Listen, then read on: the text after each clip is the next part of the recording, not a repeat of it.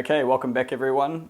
Today's video is on the new Monitor Audio Gold range of speakers. We've got here with us the new Gold 100s and the Gold 50s, and also sitting in between them the previous generation of Gold 100s. I have them there so that we can sort of, just show you some of the cosmetic changes. I can talk about the sound differences that I've heard. So yeah, let's get into it.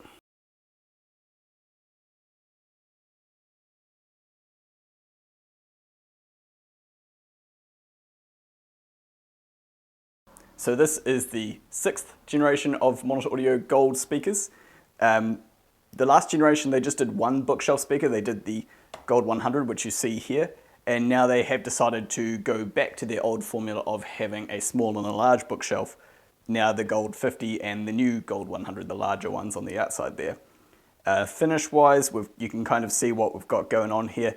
They do a satin white finish, the new Macassar wood finish, which is replacing the old gloss ebony. You might see in the photo behind me, they also do gloss black as well. Looking at them from an aesthetic point of view, there's been quite a few changes. The big one that I see straight away is that they've gone away from doing the leather on the top of the speaker and just gone straight to, in the case of the 50s, just the finish wraps all the way up over the top now, and then the 100s have got this interesting little hump cosmetic detail.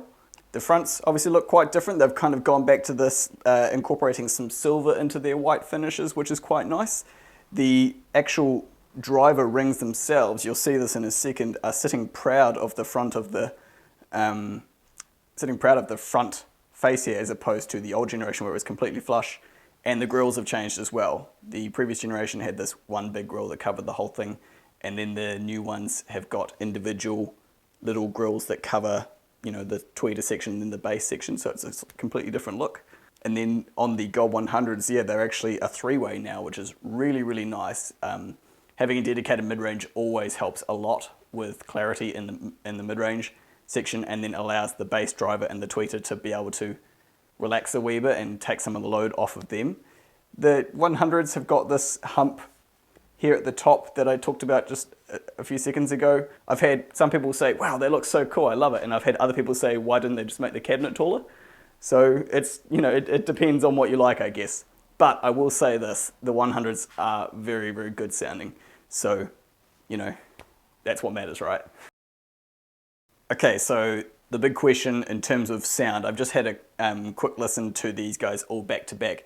We've had them in the store here for nearly a couple of weeks, and we've been trying to run them in as much as we can, playing them during the day and also playing them all overnight to try and get as many hours on them as we possibly can. It is good news. I do really like the way that they are sounding. Compared to these Gold 100s, which are fully running, we've had them for a while, the new 50s and the new 100s, which have only been here a week and a half, are already sounding quite a bit better. The biggest difference I notice is in the speed of the speaker. So the bass has a lot more speed and punctuation to it. It just sort of hits and then is done. It doesn't linger and drone. The same can be said for the treble. It's a lot faster and just snappier and not brighter. It's just more there, a little bit more aggressive, but not in a way that is fatiguing. And then the mid-range. The mid-range is by far the biggest improvement going from the 5th generation to the 6th generation. It is so much more clear and open.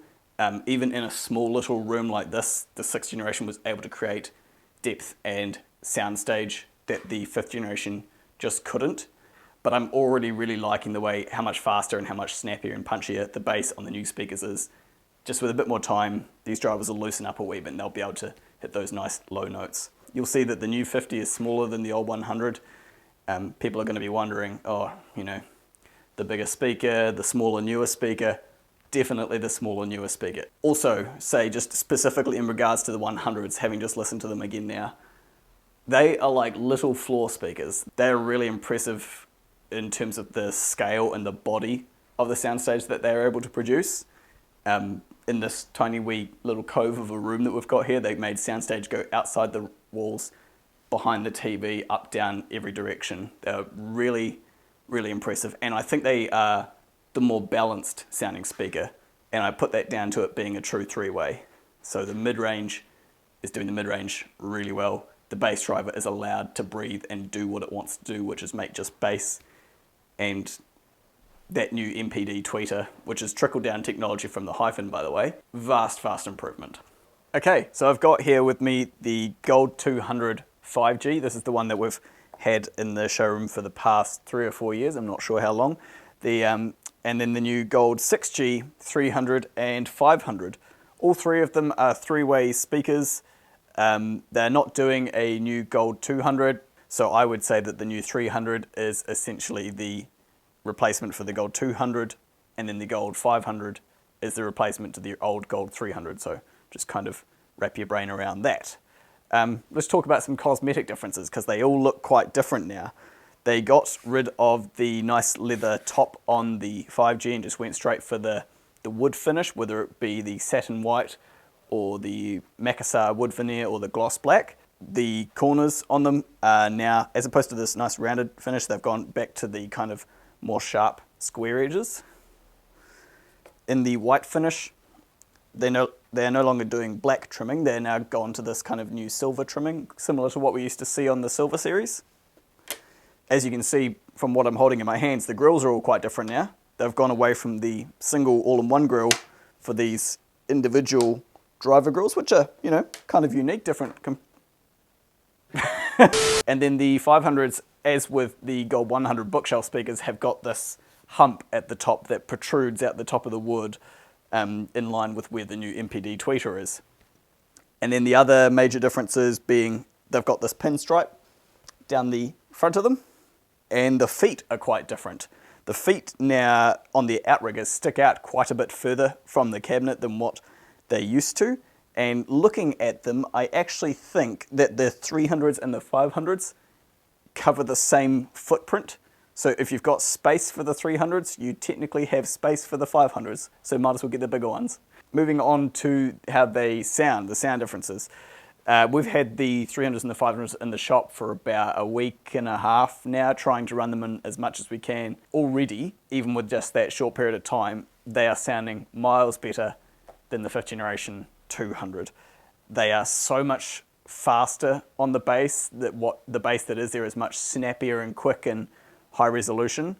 The treble from the new MPD tweeter, which is trickle-down technology from the Hyphen, is far faster and clearer sounding, so it's a little bit less obvious, if you know what I mean by that. You know, when you hear a really bright and aggressive tweeter, you can kind of pick where it's coming from.